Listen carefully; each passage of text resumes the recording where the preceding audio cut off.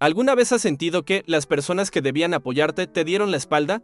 Quédate hasta el final para descubrir cómo un joven brillante transformó el rechazo familiar en el momento más dulce de venganza que cambiaría su vida para siempre. Bienvenido a El Último Acto, el canal donde las historias más impactantes cobran vida. Si es tu primera vez aquí, suscríbete ahora mismo y activa las notificaciones para no perderte ninguna de nuestras increíbles historias de superación, venganza y justicia. Mi nombre es Mateo Suárez. Y desde que tengo memoria, he sido el hijo invisible en mi familia. Mis padres, Roberto y Elena, nunca ocultaron su preferencia por mi hermano mayor, Alejandro. Él era el atleta estrella, el estudiante popular, el hijo perfecto. Yo, en cambio, era el chico callado que prefería los libros a los balones y los números a las fiestas. Mi historia comienza en un pequeño apartamento en las afueras de Valencia, donde crecí viendo cómo mis padres celebraban cada pequeño logro de mi hermano mientras los míos pasaban desapercibidos. Las paredes de nuestra casa estaban cubiertas de trofeos, medallas y fotografías de Alejandro en sus competiciones. Mientras que mis certificados de excelencia académica terminaban en un cajón olvidado. Alejandro tiene un don natural, solía decir mi padre durante las reuniones familiares, mientras me revolvía el pelo distraídamente. Mateo, bueno, al menos es aplicado en sus estudios. Esas palabras se clavaban en mi corazón como pequeñas agujas, construyendo una coraza de silencio y determinación que crecería con los años. Desde pequeño entendí que mi valor en la familia Suárez se medía de forma diferente. Mientras Alejandro brillaba en el campo de fútbol, yo encontraba refugio en los números y las ecuaciones. Cuando tenía 12 años, gané mi primer concurso de matemáticas. Volví a casa emocionado, con un pequeño trofeo de cristal que para mí valía más que cualquier copa deportiva. Mi madre lo colocó en la estantería de la cocina, donde permaneció exactamente 3 días, hasta que fue relegado al fondo de un armario para hacer espacio a una nueva fotografía enmarcada de Alejandro anotando un gol. Recuerdo perfectamente la noche en que todo cambió. Tenía 16 años y acababa de ganar la Olimpiada Nacional de Matemáticas. Llegué a casa emocionado, con mi medalla de oro colgando del cuello y un sobre con una beca parcial para un programa especial de verano en la Universidad de Barcelona. Era la primera vez que sentía que había logrado algo realmente importante. El autobús me dejó 2 calles más abajo de mi casa, y caminé bajo la lluvia ligera de primavera, ensayando mentalmente cómo les daría la noticia a mis padres. Imaginé abrazos, felicitaciones, quizás incluso una pequeña celebración. Por primera vez sería yo quien ocuparía el centro de atención. Esa misma noche, Alejandro había ganado un partido de fútbol villano. Cuando abrí la puerta, encontré a toda la familia reunida en la sala, celebrando con una tarta que decía felicidades, campeón. Mi padre levantó su copa y brindó por el orgullo de la familia Suárez. Nadie notó la medalla en mi pecho ni preguntó por qué había llegado tarde a casa. El aroma del bizcocho recién horneado y el sonido de las risas llenaban la sala. Mi tía Carmen estaba allí, junto con mis primos y algunos vecinos. Todos rodeaban a Alejandro, que vestía su uniforme deportivo y relataba por tercera vez cómo había marcado el gol decisivo en el último minuto del partido. Esperé pacientemente a que terminaran los discursos sobre el brillante futuro deportivo de mi hermano. Cuando finalmente hubo un momento de silencio, mostré mi medalla y les conté sobre la beca. Mi madre sonrió brevemente y dijo, «Qué bien, Mateo». Antes de volver a servir más pastel, mi padre simplemente asintió y cambió de tema, preguntando a Alejandro sobre su próximo partido. «¿Alguien quiere ver el video del gol?», preguntó mi tío Francisco, sacando su teléfono móvil. Lo grabé desde la grada y se ve perfecto. Todos se arremolinaron alrededor de la pequeña pantalla, olvidando por completo mi presencia y mi noticia. Me quedé allí parado con la medalla colgando del cuello, sintiéndome más invisible que nunca. «Es normal», me dijo más tarde mi abuela Pilar, la única que notó mi decepción. «El fútbol es algo que todos entienden, pero las matemáticas, eso es para genios, Mateo. La gente siempre celebrará lo que puede comprender». Esa noche, encerrado en mi habitación, tomé una decisión que cambiaría el curso de mi vida. Si mi familia no valoraba mis logros, encontraría a alguien que lo hiciera. Me dedicaría por completo a mis estudios y construiría mi propio camino sin depender de ellos. Bajo la luz tenue de mi lámpara de escritorio, abrí mi diario y escribí: «Algún día, cuando sea demasiado exitoso para ignorarme, recordarán esta noche y se arrepentirán». No era una promesa vacía de un adolescente herido. Era un juramento solemne que mantendría durante los años siguientes.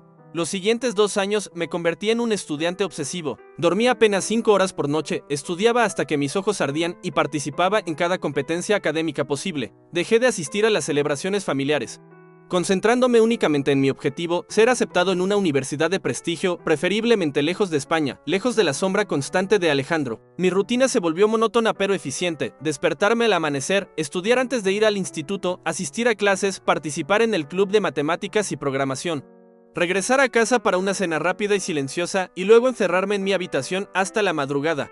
Los fines de semana, mientras Alejandro salía con sus amigos o jugaba partidos, yo trabajaba en problemas de física avanzada o aprendía nuevos lenguajes de programación. Gané más medallas, obtuve las mejores calificaciones de mi instituto y finalmente llegó la carta que tanto esperaba, una invitación para solicitar plaza en el prestigioso Instituto Tecnológico de Massachusetts, el MIT, la universidad de mis sueños.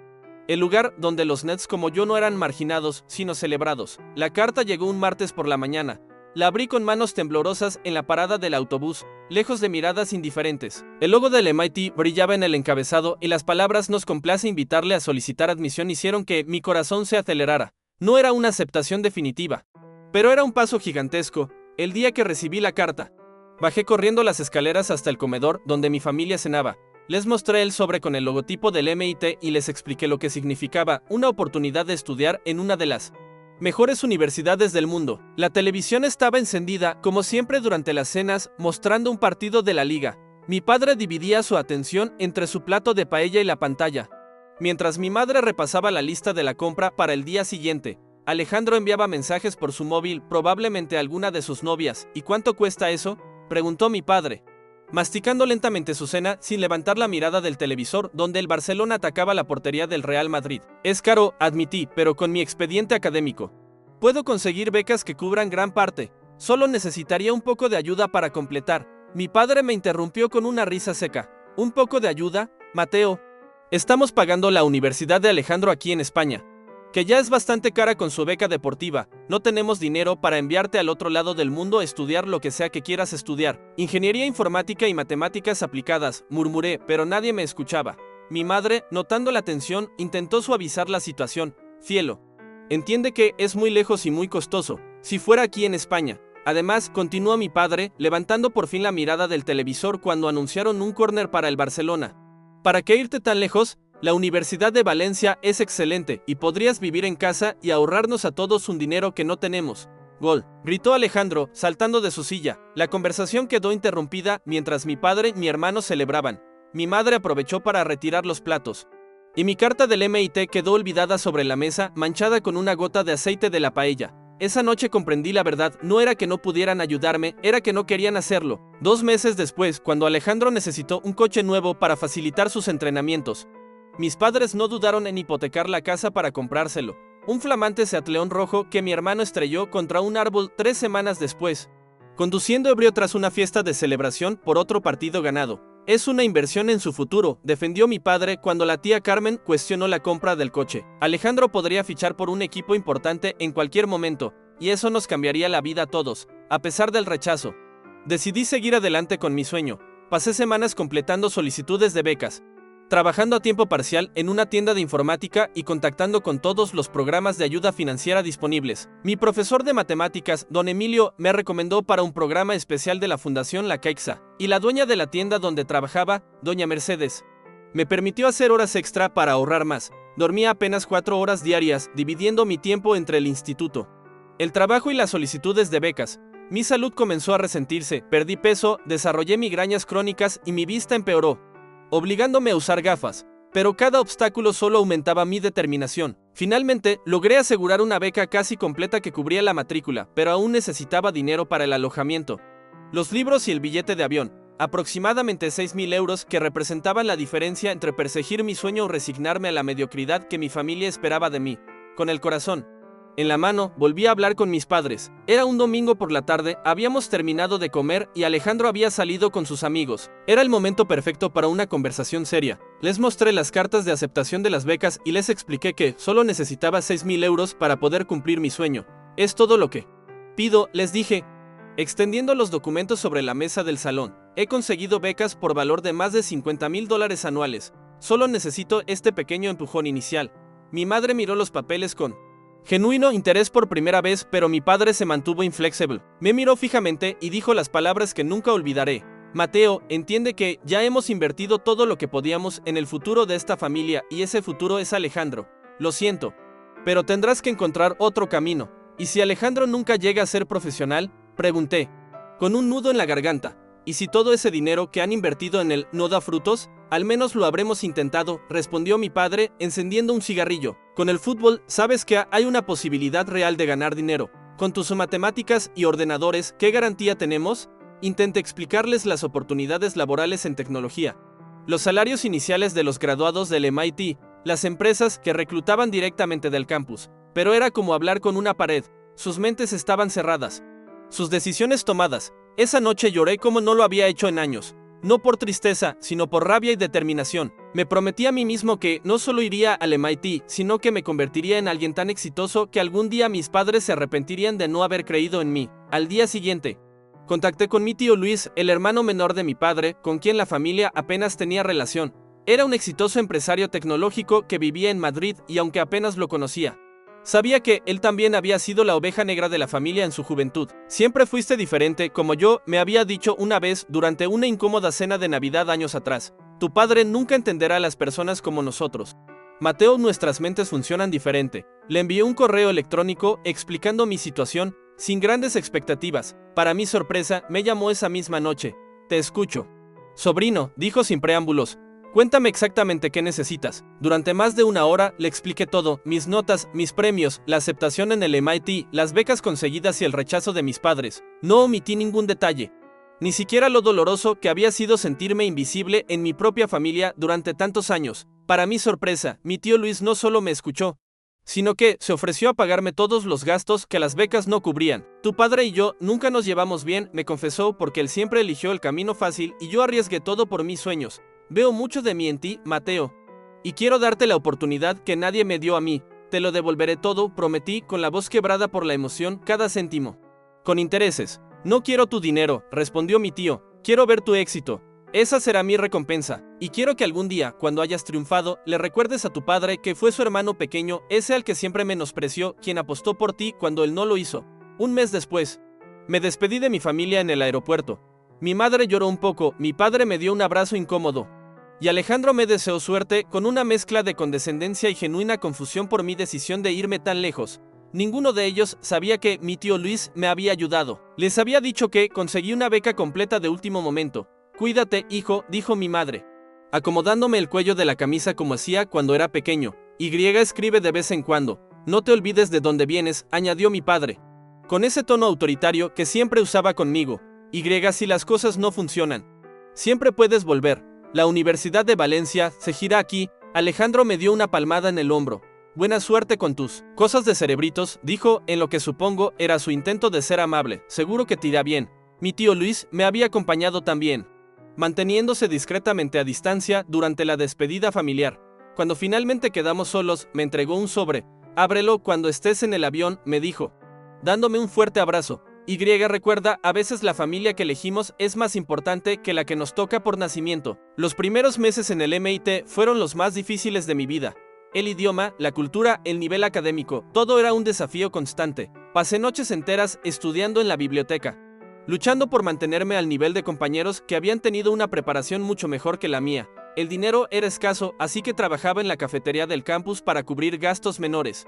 Comía lo mínimo necesario y compartía un diminuto apartamento con otros 2 estudiantes internacionales, pero también fue la primera vez que me sentí verdaderamente valorado. Mis profesores elogiaban mi trabajo, mis compañeros respetaban mis habilidades y poco a poco comencé a construir una nueva identidad lejos de la sombra de mi hermano. Ya no era el hermano de Alejandro, el futbolista, era simplemente Mateo, el estudiante español con talento para los algoritmos y las ecuaciones diferenciales. El sobre que mi tío Luis me había dado contenía, además de dinero en efectivo, una carta que guardé como un tesoro. Recuerda que el verdadero éxito no es demostrarle nada a nadie, sino ser fiel a ti mismo y a tus sueños, decía. Pero si además puedes restregárselo en la cara a quienes no creyeron en ti, pues mejor que mejor. Esta última frase, escrita con un humor ácido tan característico de mi tío, me arrancaba una sonrisa cada vez que la leía en mis momentos de duda. Mientras tanto, las noticias de casa eran siempre las mismas: los éxitos de Alejandro, sus partidos, sus notas mediocres pero suficientes porque el deporte es su prioridad. Mis padres me llamaban una vez al mes, conversaciones breves donde nunca preguntaban por mis proyectos o mis clases. Solo comentaban lo mucho que me echaban de menos y lo orgullosos que estaban de Alejandro, quien ahora jugaba en segunda división. Tu hermano podría fichar por el Valencia CF la próxima temporada, me contaba mi padre con entusiasmo. El entrenador lo está siguiendo de cerca. Qué bien, respondía yo. Sin mencionar que acababa de ganar un prestigioso concurso de programación o que mis investigaciones sobre inteligencia artificial habían llamado la atención del departamento. Durante 4 años, me sumergí por completo en mis estudios, dormía en el laboratorio, trabajaba en proyectos revolucionarios y empecé a desarrollar un algoritmo de inteligencia artificial que detectaba patrones en datos financieros con una precisión nunca vista. Mi proyecto de tesis llamó la atención de varios inversores y antes de graduarme, ya tenía ofertas para financiar mi propia startup. Estamos dispuestos a invertir $2 millones iniciales, me dijo Sarah Chen, representante de un importante fondo de capital riesgo, durante una reunión en un elegante restaurante de Boston que nunca hubiera podido permitirme por mi cuenta. Tu algoritmo tiene el potencial de revolucionar el sector financiero. Mi tío Luis voló desde Madrid para asistir a la firma del acuerdo de inversión. Siempre supe que lo lograrías, me dijo, con lágrimas de orgullo en los ojos. Estoy tan orgulloso de ti que podría explotar. La vida dio un giro inesperado cuando, 3 meses antes de mi graduación, recibí un correo electrónico de Alejandro. Su carrera deportiva había terminado abruptamente tras una lesión grave en la rodilla durante un entrenamiento. Los médicos le habían dicho que nunca volvería a jugar profesionalmente. Ahora trabajaba en una tienda deportiva y vivía con mis padres, quienes estaban pasando por dificultades económicas. El correo era largo y detallado, algo inusual en mi hermano, que normalmente se comunicaba con monosílabos y emojis. Me contaba cómo la lesión había ocurrido, el dolor de las cirugías fallidas, la depresión que siguió cuando le dijeron que su carrera había terminado antes de realmente comenzar, pero sobre todo me hablaba de la situación económica familiar. Aparentemente, la hipoteca de la casa, los préstamos para los estudios y el coche de Alejandro, junto con algunas malas inversiones de mi padre, habían dejado a la familia al borde de la bancarrota. Mi padre había sido despedido de su trabajo en la constructora tras un recorte de personal, y mi madre apenas podía cubrir los gastos básicos con su sueldo de administrativa. No me pedían dinero directamente, pero Alejandro dejaba caer sutiles indirectas sobre lo útil que sería cualquier ayuda que pudiera ofrecerles. Sé que estás ocupado con tus estudios, escribía, pero si por casualidad pudieras enviarnos algo, cualquier cantidad, nos ayudaría muchísimo en estos momentos tan difíciles. Era la primera vez que alguien de mi familia mostraba interés en mi vida en Estados Unidos, y la ironía no se me escapaba. Durante 4 años apenas habían preguntado por mí, y ahora que necesitaban ayuda, de repente recordaban que tenían otro hijo. Fue entonces cuando tuve una idea. No respondí al correo de Alejandro, pero decidí enviar invitaciones formales para mi ceremonia de graduación a toda mi familia, mis padres, mi hermano, incluso algunos tíos y primos con los que apenas tenía relación. Junto con cada invitación, incluí un billete de avión prepagado y la reserva de un hotel de lujo en Boston. Era una invitación que no podrían rechazar, no solo por la generosidad que demostraba, sino porque, conociendo a mi familia, jamás desperdiciarían la oportunidad de un viaje gratis a Estados Unidos. Además, la invitación enviaba un mensaje claro, ya no era el hijo invisible que mendigaba atención. Ahora tenía el poder de invitarlos a mi mundo. La respuesta fue inmediata.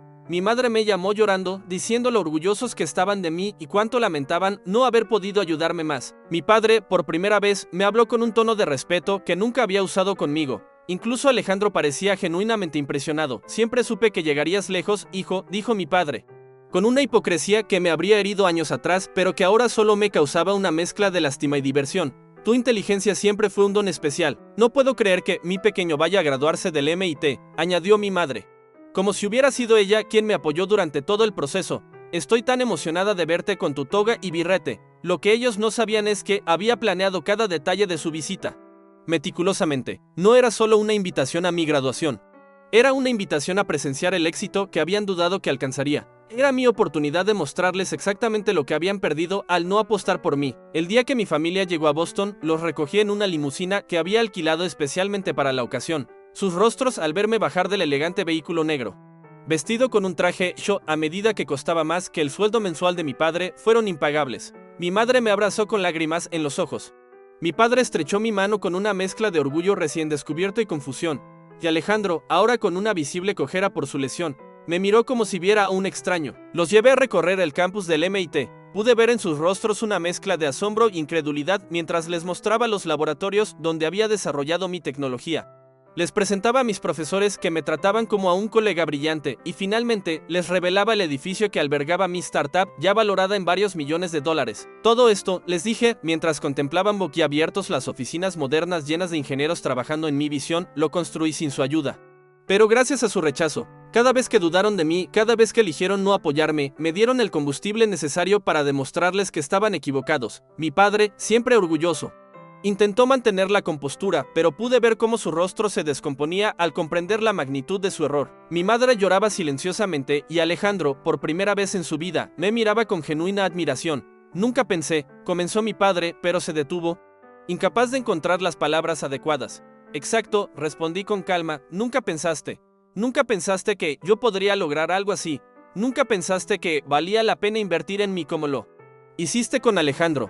Nunca pensaste que mis sueños eran tan válidos como los suyos. La ceremonia de graduación fue solo el preludio de lo que había preparado para ellos. Esa noche, organicé una cena en uno de los restaurantes más exclusivos de Boston, mientras degustábamos platos que mi familia jamás habría podido permitirse. Les entregué un sobre a cada uno. Ábrelo, les dije con una sonrisa que ocultaba años de dolor y resentimiento transformados en triunfo. Dentro de cada sobre había un cheque. Para mis padres, la cantidad exacta necesaria para pagar todas sus deudas y salvar su casa. Para Alejandro, suficiente dinero para comenzar de nuevo. Estudiar una carrera y reconstruir su vida tras el fracaso de sus sueños deportivos. Esto no es caridad, les aclaré mientras observaba sus rostros pasar de la sorpresa a la vergüenza. Es un recordatorio. Un recordatorio de que el hijo en el que no quisieron invertir ahora tiene el poder de salvarlos a todos. No lo hago por obligación familiar, sino porque quiero que vivan con la certeza de que se equivocaron conmigo cada día del resto de sus vidas. Mi madre intentó abrazarme entre lágrimas, pero me aparté suavemente. No necesito su gratitud ahora, continué. La necesitaba hace años cuando les pedí creer en mí. Ahora solo quiero que entiendan lo que perdieron al no hacerlo. Mi padre, con la voz quebrada por primera vez en mi vida, intentó justificarse. Mateo, hijo, tienes que entender que en ese momento pensábamos que lo mejor para Alejandro, le interrumpí, siempre fue lo mejor para él, nunca para mí, pero no estoy enfadado. Papá, estoy agradecido. Si me hubieran apoyado, quizás me habría conformado con menos. Su rechazo me obligó a luchar más duro, a ser mejor, a demostrar mi valía no solo a ustedes, sino a mí mismo. El silencio que siguió fue más elocuente que cualquier respuesta. Mi padre, siempre dominante y seguro, parecía haberse encogido en su asiento. Por primera vez, me miraba como nunca había mirado a Alejandro, con respeto, admiración y un profundo arrepentimiento. Alejandro, sorprendentemente, fue el primero en hablar con sinceridad. Tenías razón, dijo, mirando fijamente su cheque. Siempre fuiste el inteligente de la familia y yo el tonto que solo sabía patear un balón. Ahora mírame, un ex futbolista cojo que trabaja vendiendo zapatillas deportivas a chicos que tienen los sueños que yo tuve una vez. No eres tonto, Alejandro, respondí, sintiendo una inesperada compasión por mi hermano. Solo seguiste el camino que todos esperaban de ti, igual que yo seguí el mío. La diferencia es que tú tenías su apoyo incondicional y yo tuve que encontrar el mío en otra parte. Esa noche, mientras los dejaba en su hotel de lujo, supe que había logrado algo más valioso que mi título del MIT o el éxito de mi empresa. Había recuperado mi dignidad y les había enseñado una lección que ninguno de ellos olvidaría jamás. Mi tío, Luis, que se había unido a nosotros para la cena, me abrazó con fuerza cuando nos despedimos. Lo has hecho bien, sobrino, susurró en mi oído. Has cerrado el círculo con elegancia. En los años siguientes, mi relación con mi familia cambió por completo. Mi padre me llamaba para pedirme consejos sobre inversiones, mi madre presumía de su hijo genio a todas sus amigas. Y Alejandro, quien finalmente encontró su vocación como fisioterapeuta gracias al dinero que le di, me confesó una noche que siempre había envidiado mi determinación. Tú siempre supiste lo que querías, me dijo durante una de mis visitas a España, años después. Yo solo hacía lo que papá quería que hiciera, lo que todos esperaban. Nunca tuve el valor de forjar mi propio camino, como tú.